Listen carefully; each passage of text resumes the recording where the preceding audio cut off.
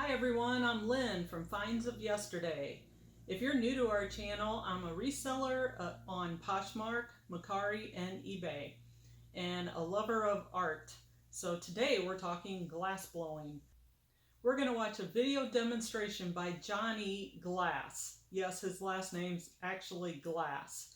And he told me that his mom's last name was Glass and his dad's last name is Glass, so he got the last name Glass. Well, he's in the right field because he knows how to blow some awesome glass. So, we are going to show you this video once we're done talking a little bit about what blown glass actually is. And I have some pieces here that I want to go over to give you an idea as a reseller why blown glass can be pricier than your regular cut glass or pressed glass.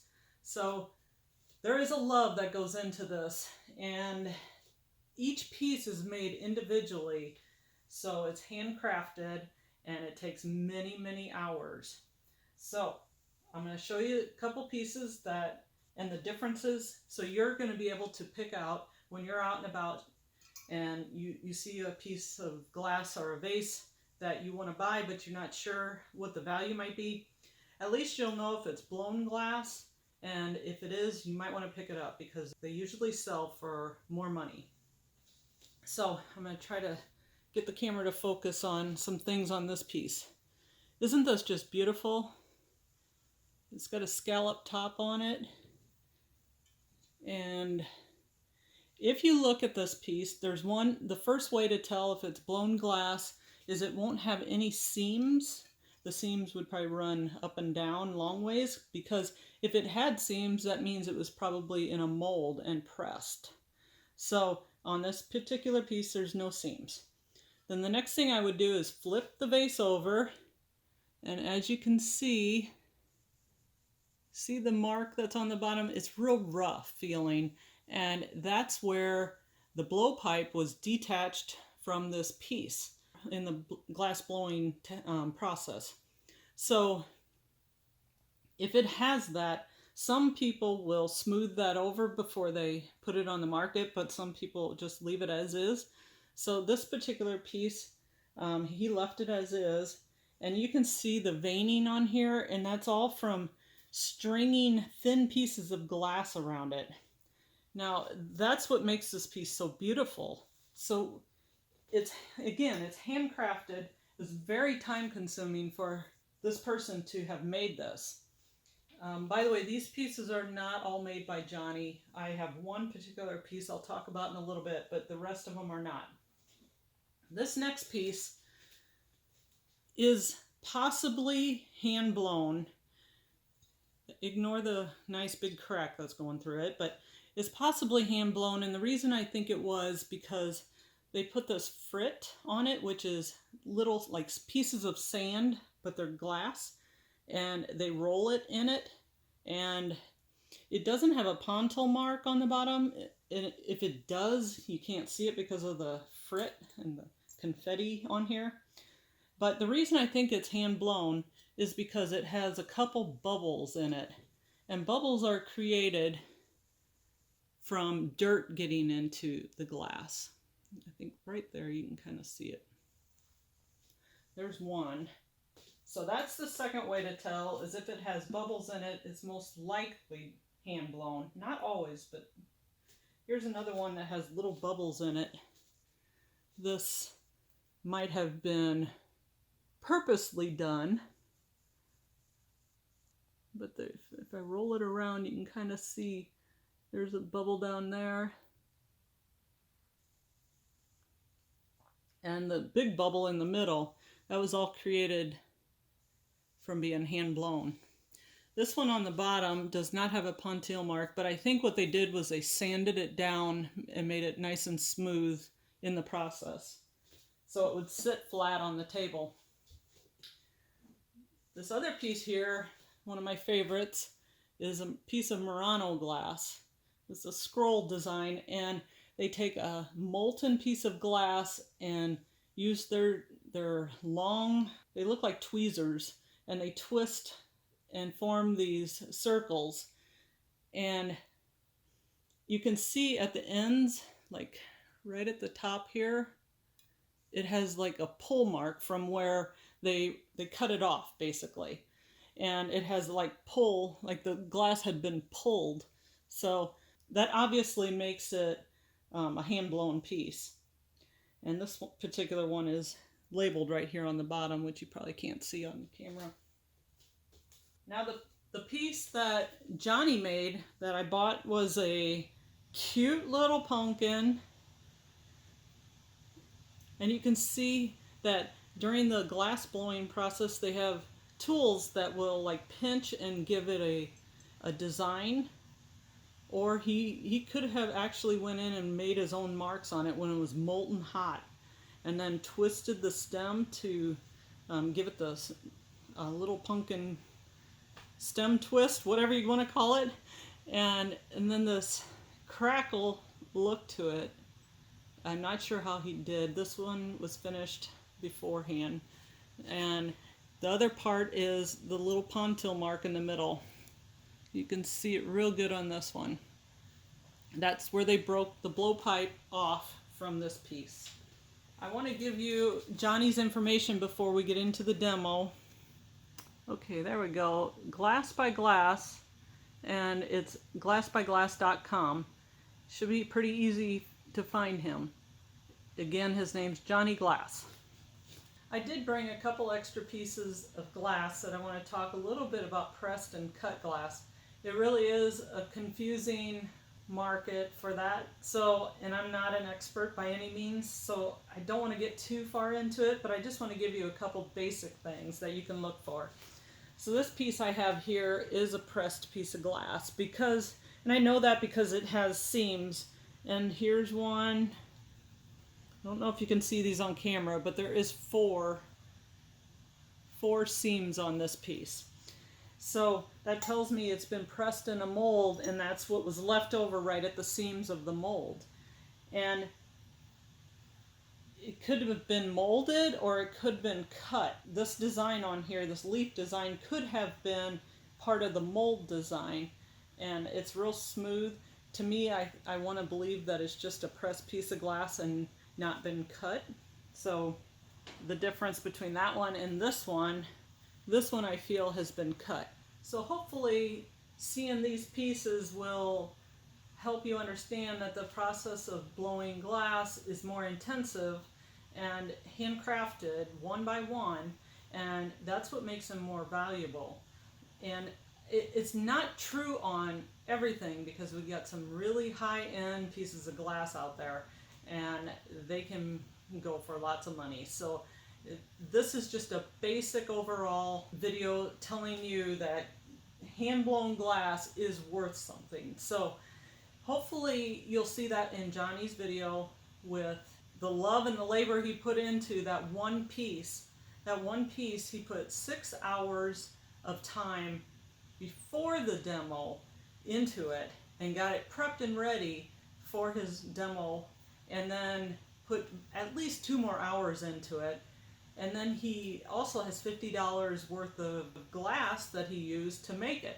So he's selling that piece for about $400, and he has sold many pieces before that for $400. So that's understandable when all said and done. It is so well worth it. They're beautiful, and I hope you enjoy the video and you get a lot out of it. The 2,000-degree glass is not actually touching the paper at all. And in fact, all it's doing is gliding on a bed of steam. And because I've practiced this move endlessly right now, okay, I'm showing it off. All we're doing is shaping the material. A little homogeneity. Actually, we're encouraging the glass to even in temperature. That's right. Now, Johnny, I think we've gotten up to Big Jack time. Get Big Jacks out for me. Great. You can stick them up front. I'll take a door on the way out. I would adore. And now that the piece begins to get bigger, we'll open and close the doors as we go through the process. The other thing we're going to do is start the process of plating the button. Let's get a little more stretch.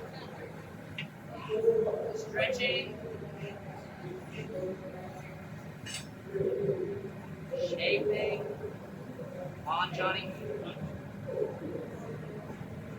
A little harder now.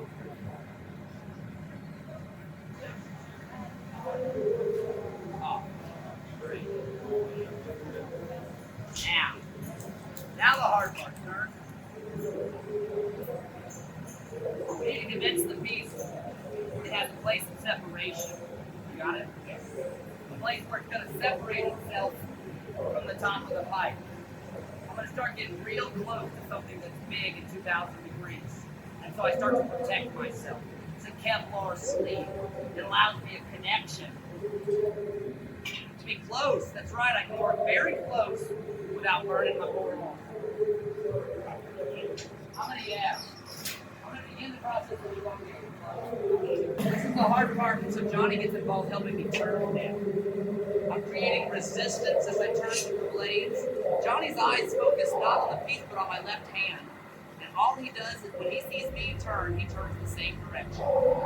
I get control, he gets to be my power. And now, because we got all those heats just right, Johnny blow. Watch him inflate the piece, y'all. Turning Johnny too. Harder, Johnny. Keep going, Johnny. You're doing great. Off, Johnny. Off. Hey, did Johnny blow a nice bubble for us today?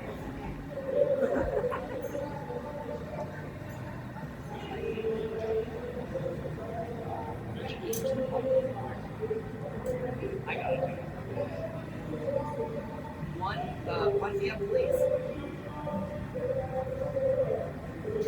There's our bubble, ladies and gentlemen. How beautiful is that? Now let's look at our pattern. Look how it's stretched. Look how it stretched itself across the piece to create a beautiful pattern of design. They flatten and they become helixes. The rainbows are going to have transparent rainbows that will transmit rainbows onto your table. I need to flash this anyways, Johnny, that's why I said it's okay. Alright. Because I'm going to put glow glass on this. Alright, I'm going to get busy now coating this in glow glass while Johnny takes a quick flash on the piece. This is the timing that I talked about. And this is truly the hard part. I want the foot to glow. And so I'm adding the glow glass right here. This is a glow-in-the-dark glass. This piece has cane in it today that are also glow-in-the-dark. All right, Johnny, I'll drop on the next seat. Are you ready? All right. I close the doors once again. We want to maintain as much of that thermal energy inside. Soaking lots of heat into this piece. I need a tool we call the tag.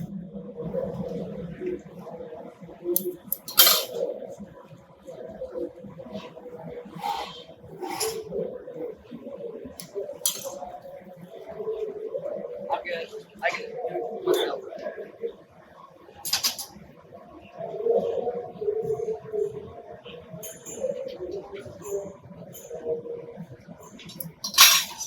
Light the torch. Now we need to make sure our cookie evens out nice and even.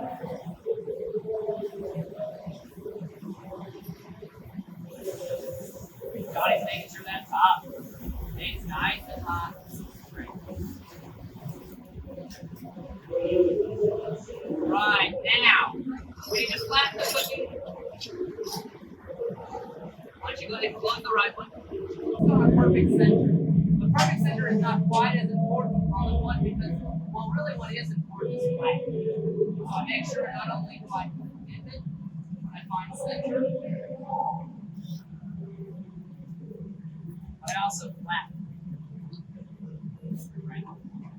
Once again, I need to make sure that the piece doesn't get too cold here. Stress can make a piece break.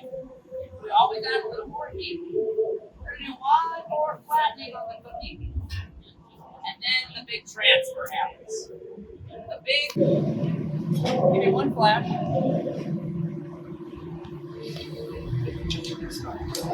All right, here's the hard part, ladies and gentlemen. Unfortunately, for a lot of beginners, this is where they drop it. Set back, open. I've dropped a lot of pieces right here, like the oxychrome again, and then start the process. Yeah, separation is not easy for anyone. What I'm encouraging the piece to do is to separate without cracking. This is a little extra security. What I'm telling it the piece is, I want you to be your hottest right here at the lip. And that way, if it does decide to crack, it won't crack past this very very hot neckline I create. We're going to separate the piece from the blowpipe slightly lower than this. And so actually what we're encouraging that piece to do here in a minute is to become even cold. That's right, we want it to be the coldest part.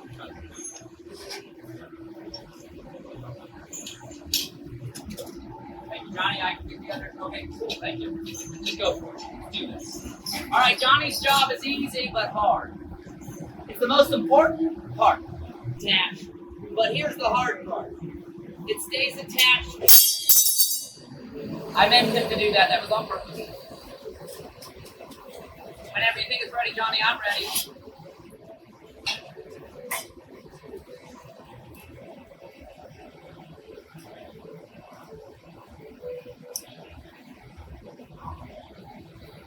I have to find center. That's the most important part. Point placement doesn't matter. If I'm not centered with the pipe, the lip will never open easily. Now, once again, while we're waiting for Johnny's piece to cool, I add another line of stress, encouraging the paste to separate. Are you ready? Sure? 100%? Her life is in your hands, dude. All right, let's do it. I'm going to build stress now. Watch this. Cold water on a hot coffee pot. Now, it's not actually cold water. I'm putting cold blades on that little light connection place. And if I've done it right, we'll separate and stay connected. Just like that. Slow. Was that exciting or what? A little nerve-wracking to do that in front of people. Especially, ladies and gentlemen, when you have a piece that has 6 hours of work on it already. 6 hours of this piece, not here. But the majority of the prep time was at home when I spun the cane. 6 hours and, well, take my right hand. 6 hours and almost $50 worth of color go into these pieces. Johnny the green is going to give me some white tips. Johnny, what would be your hairstylist's name? Think about that for the next demo. All right, all I'm doing is encouraging that lip to slowly begin the process of opening. And we actually don't want to open it very much at this point.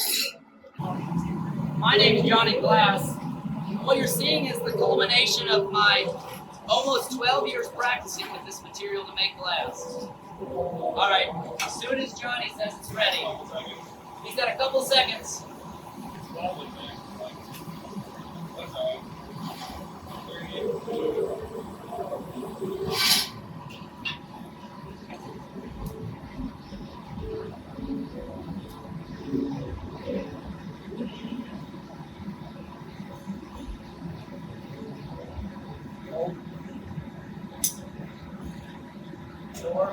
Turn the gas up.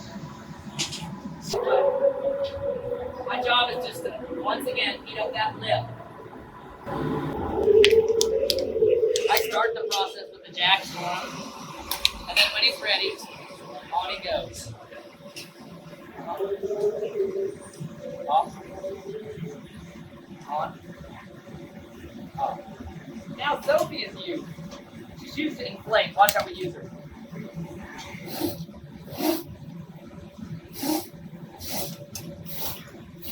And that blows the glass while it's still attached to the bunch. First, we start with the paper.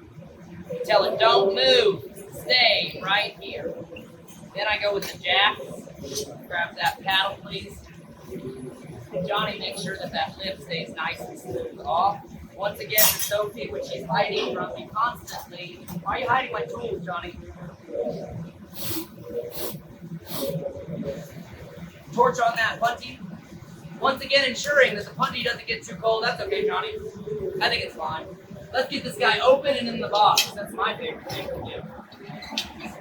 Hello, Johnny. Once again, I get in the paper here. Telling that area to chill. And this will be our last heat, ladies and gentlemen. Your job is just to open it up.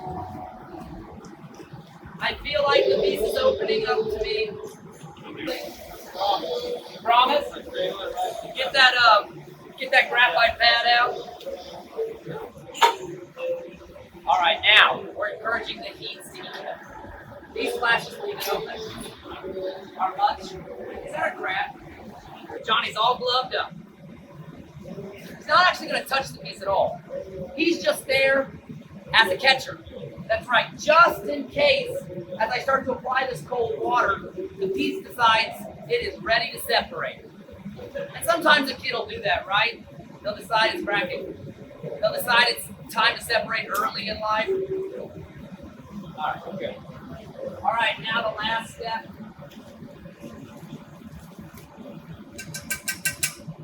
That edge of separation, the punch. It can be a slightly sharp edge. And in our industry, we have a term for sharp edges. We call them liabilities. So this is good. Is a relief of liability, a fire pump. 12-hour day at the day spa, relaxing, relieving the stress from being creative. Those are for sale, yeah, on that table. Were you looking at something in particular? Which one? I like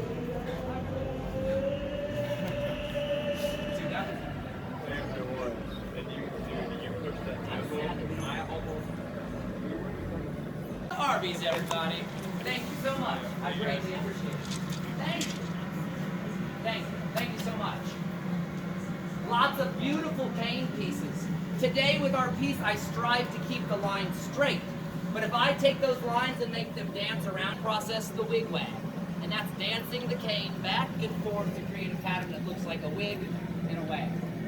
If I lace them inside of each other, 40 plus cane go in to make these. And if you were an Italian, you know what you would call that? You'd call it reticello, which means nest, netting or net in